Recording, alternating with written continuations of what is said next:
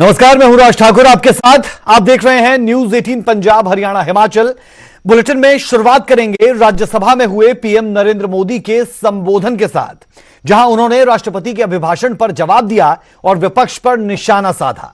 PM Modi ने विपक्ष को बड़े सधे अंदाज में घेरा और सुधारों को अपनाने की वकालत की। पीएम मोदी ने कहा कि जो दल सत्ता के दौरान सुधारों को लागू करने की बात करते थे, वो आज उन सुधारों से मुकर रहे हैं।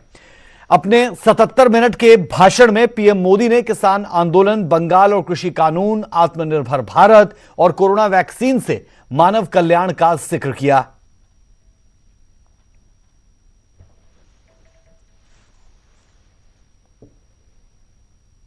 लगातार हमारे कृषि मंत्री जी लगातार किसानों से बातचीत कर रहे हैं, लगातार मीटिंगें हो रही हैं और अभी तक कोई तनाव पैदा नहीं हुआ है।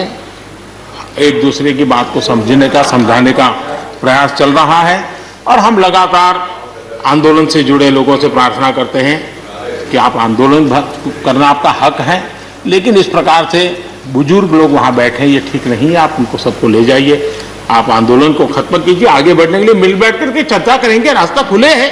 ये सब हमने कहा है। मैं आज भी इस सदन से माध्यम से भी निमंत्रण देता हूं।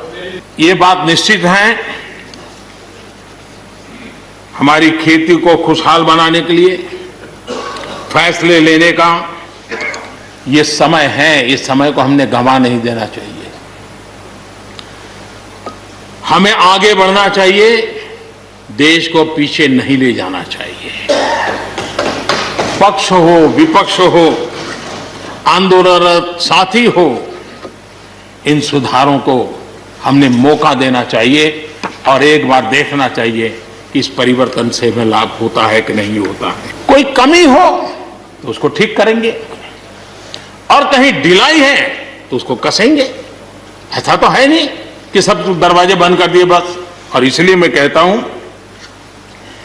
मैं विश्वास दिलाता हूं कि मंडियां अधिक आधुनिक बने, अधिक प्रतिस्पर्धी होगी। इस बार बजट में भी उसके लिए हमने प्रावधान किया है। इतना ही नहीं, एमएसपी है, एमएसपी था, एमएसपी रहेगा।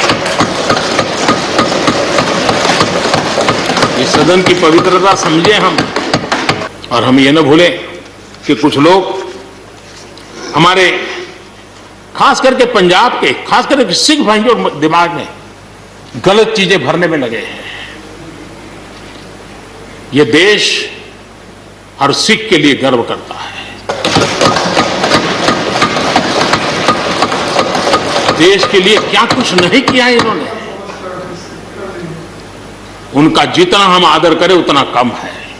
गुरुओं की महान परंपरा को, और मेरा भाग्य रहा है मुझे पंजाब की रोटी खाने का अवसर मिला है। मैं जिंदगी में बहुत महत्वपूर्ण वर्ष पंजाब में बिताए हैं, इसलिए मुझे मालूम है।